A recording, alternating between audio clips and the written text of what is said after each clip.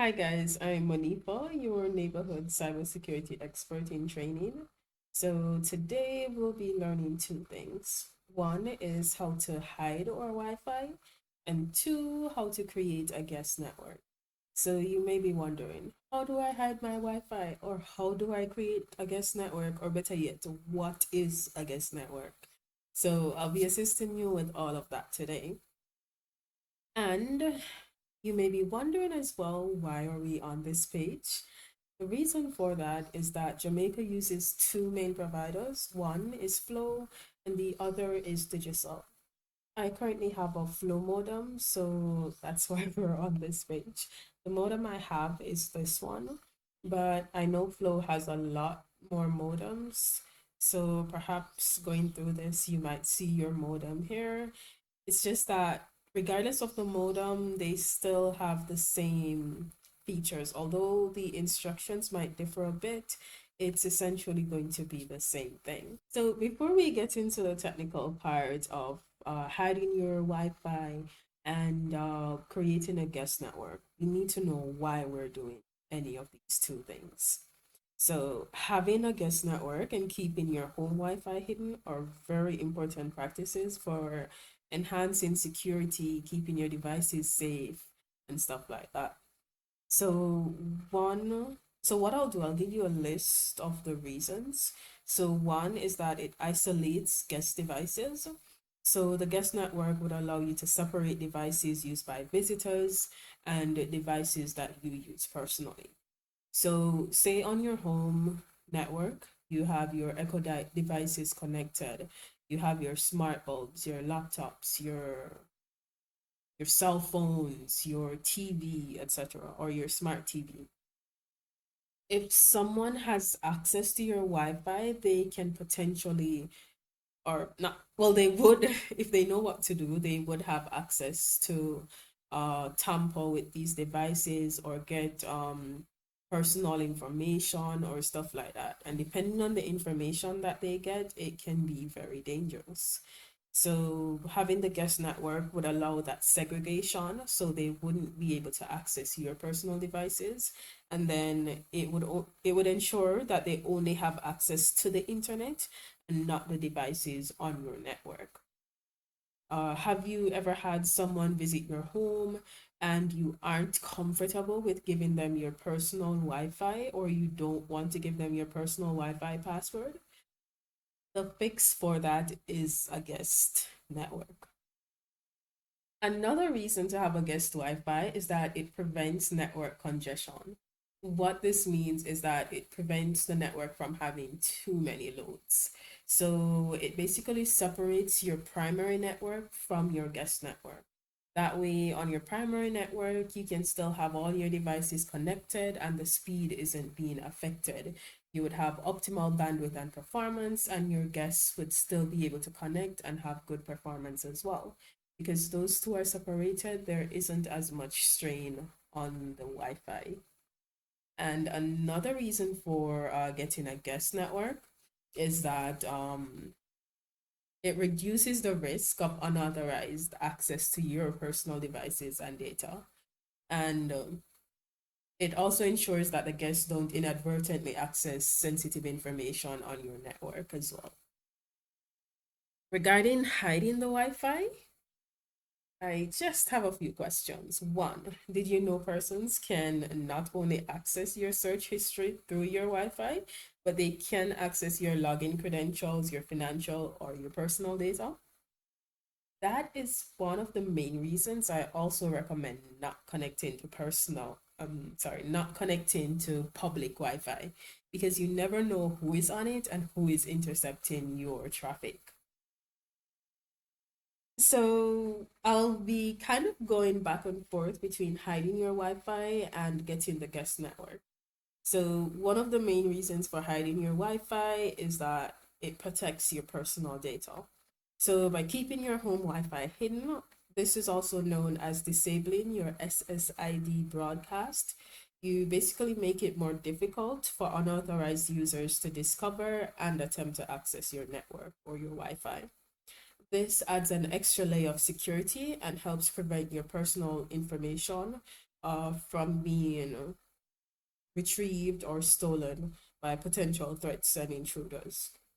Another reason is that broadcasting your Wi-Fi or your network's SSID, that means service set identifier, it makes it easier for attackers to identify and target your network.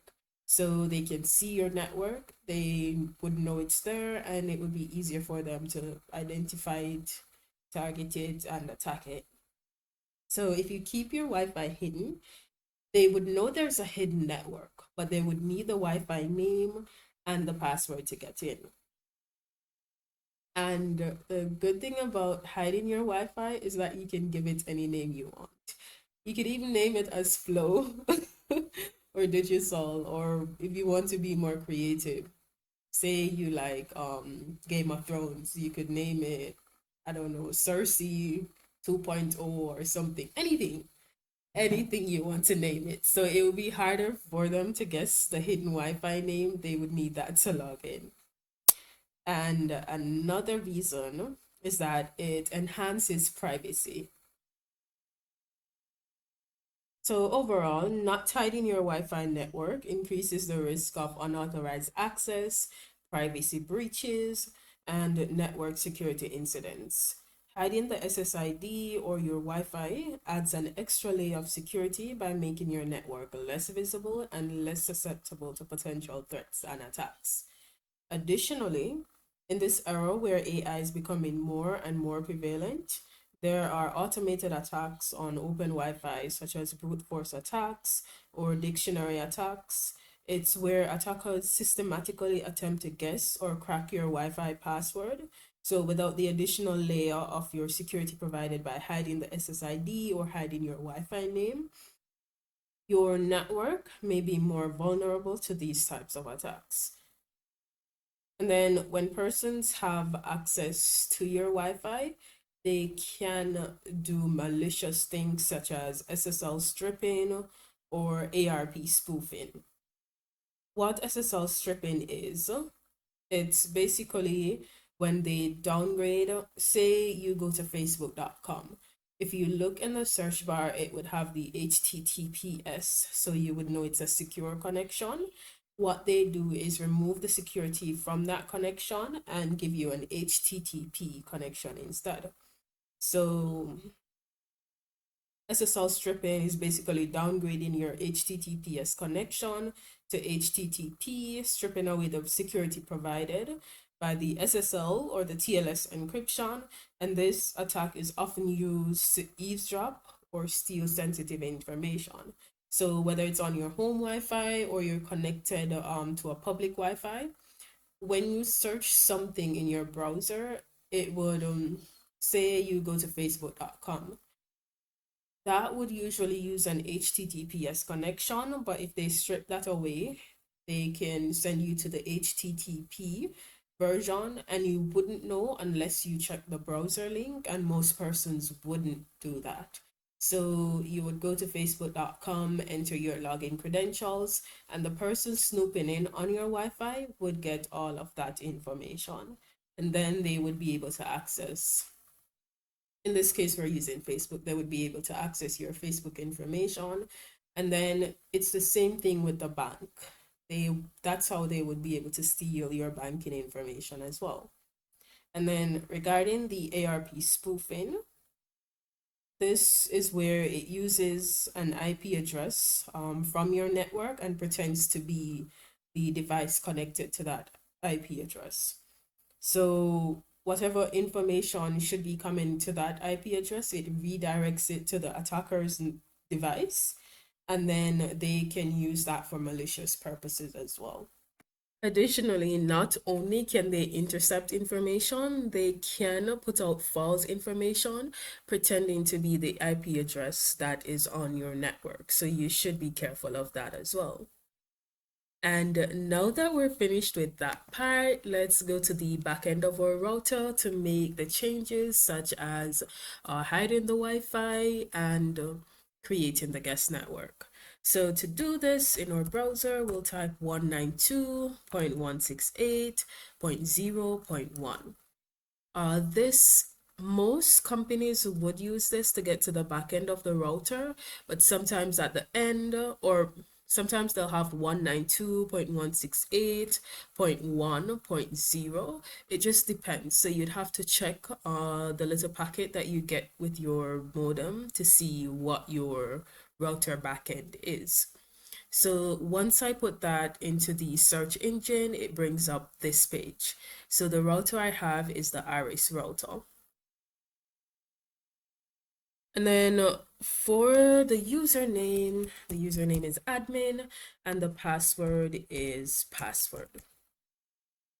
So this is basically the username and password for all of Flow's or for most of the devices because it's a factory default. And then we would need to update this as we go along.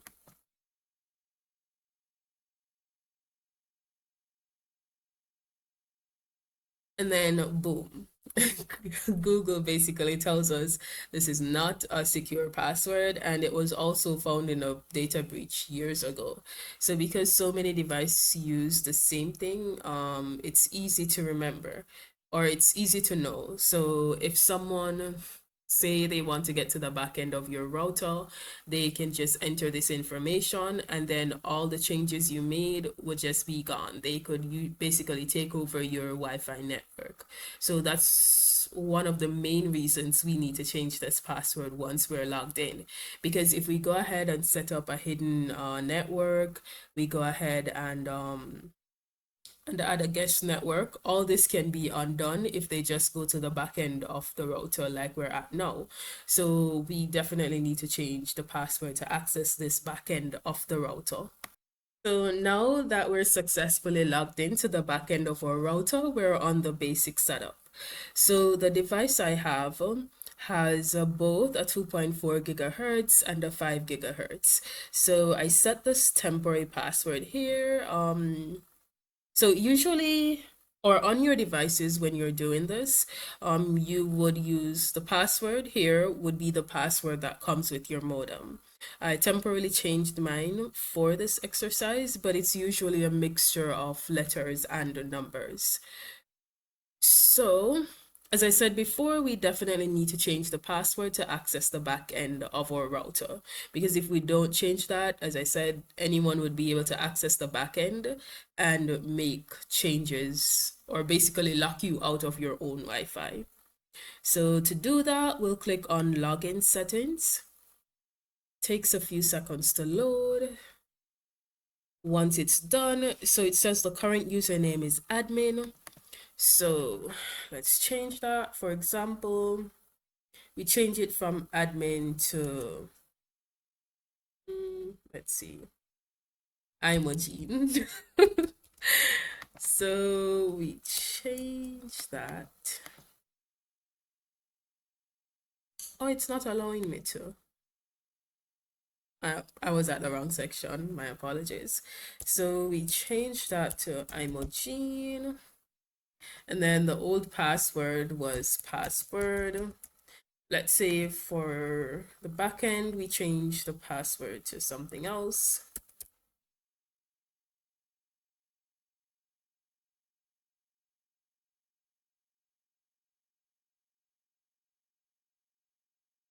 All right, and then we hit apply.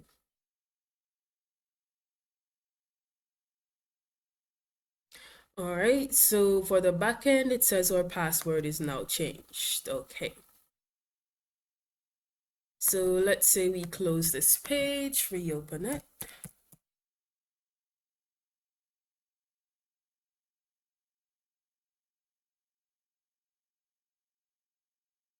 It would then bring us back to the login page if we try to access with admin and a password. Click apply. Boom, invalid username or password. So the default no longer lets us log in. So we need to change it to, okay. Oh, that's not good. Oh, okay. So the default would no longer let us log in. So let's go back to the username we created, which is Imogene, and then the password. Let me enter that. And then boom. And then because this is the updated information, it will let us log in. So this page is loading, just give it a few seconds. So now that we're back in, at the top of your screen, click on wireless 2.4 gigahertz, and it's very easy to make it into a hidden network. So right here where it says broadcaster network name, SSID, and then there's the check mark. All right, let's hover over this info button. Click this checkbox to allow the SSID to be broadcast by the gateway. If you would like to let others not to see If you would like others not to see your access point on their devices, uncheck the checkbox to hide the SSID.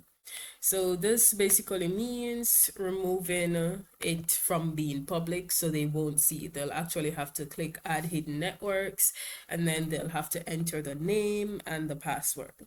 So we're not done yet.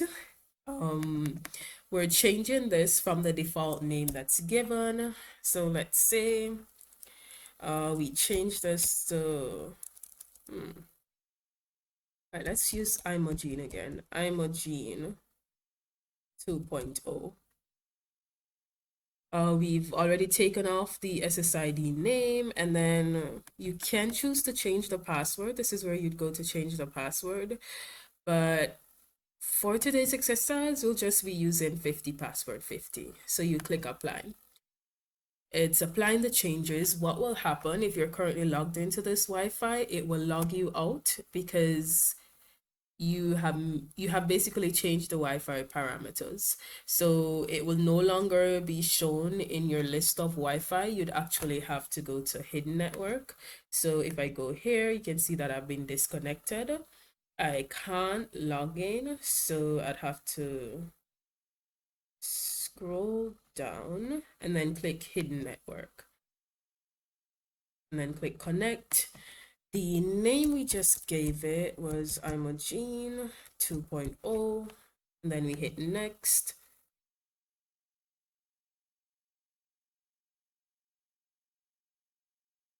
So it's taking some time, give it a minute.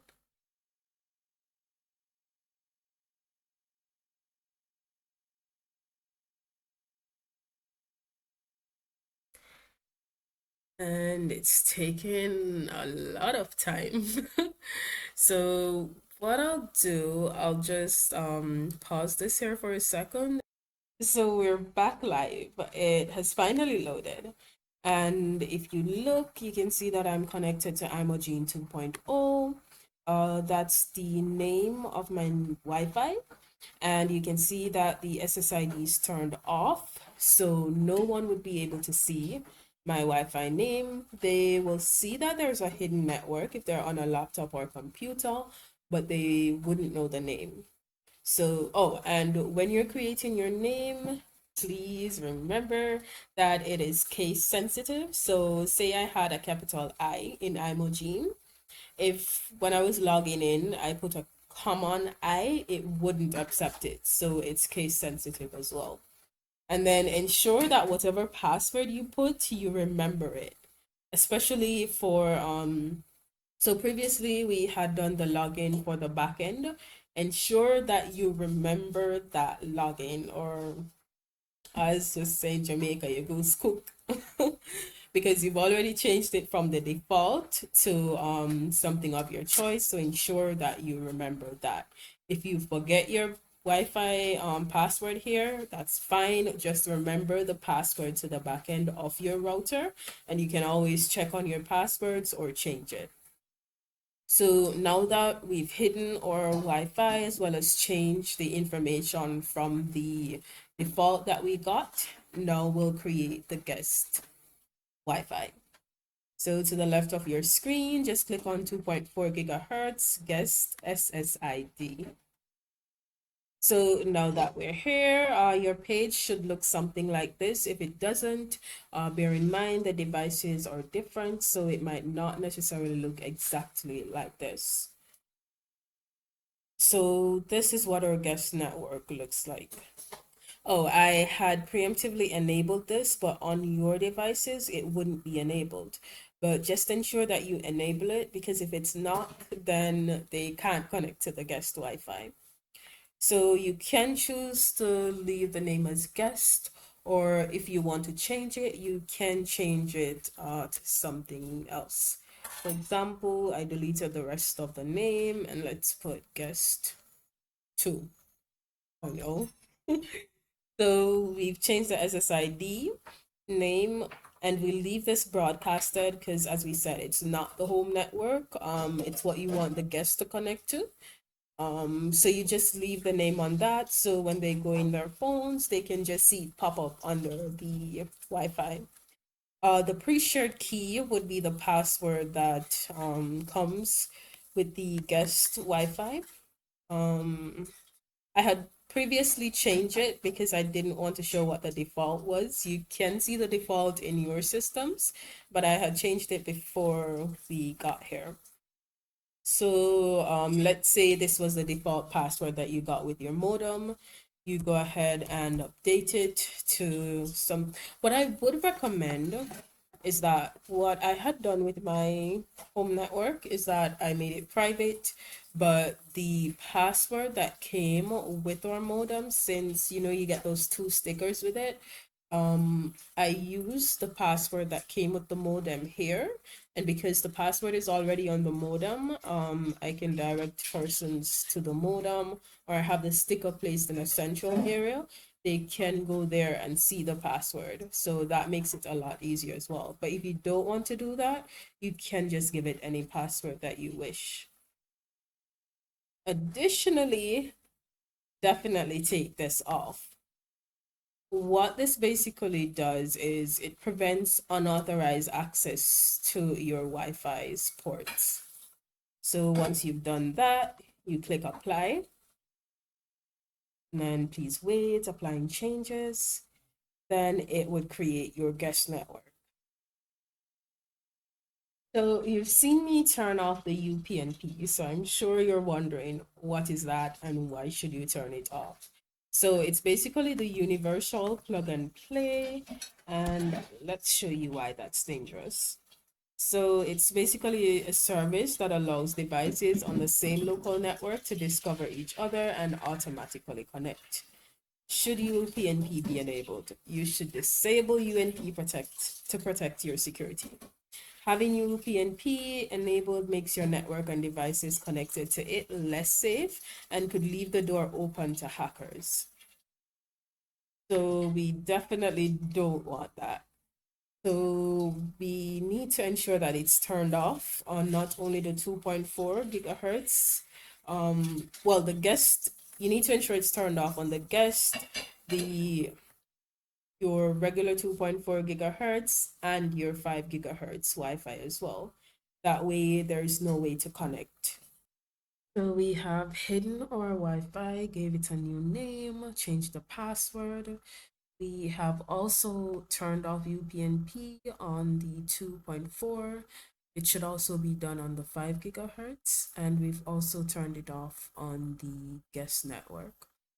The guest network is set up and is live. So we can see guest 2.0, it's live, and Imogene is live as well. So we can go to the wireless 5 gigahertz. You can choose to make a guest network for this, but if you already have a guest, well, you've already created the guest network for the 2.4, but if you wish to, you can do it here as well. You can also give it a new name and a new password. So this, I didn't make the setup for the wireless 5 gigahertz, but it's basically the same thing. You can change this here. Let's change this to Imogene 2.1. You can choose to change the password here if you wish. And then you can turn off broadcasting network SSID, because that would make it into a hidden network. And any of your home networks, I would recommend hiding them. And then that's basically it so far. And then if you go to utilities, oh, This is the next thing as well. There is a section that allows for remote access. Definitely ensure it's turned off. While it's mainly used by the backend carrier or something like that to access your computer, it's definitely best to be off at all times. And then if you wish to restore to defaults, you can just click factory defaults and then just hit factory defaults, and that's it. So that's it for today. If you want more in-depth information on the back end of your Aris router, or if there's another router you'd like me to try, definitely let me know and I'll be happy to assist. Additionally, if you guys have any questions or you have any comments, you can definitely leave them. You can share this to a friend or a family member so they can know the dangers of having their Wi-Fi out in the open and not creating a guest network. And it's not just for your home, if you're a business as well, this is something you should look into. And yeah, if you have any questions, anything you'd like me to review or go over, I would be in the comment section. So you can definitely just let me know. All right. Thanks for watching and do enjoy the rest of your day.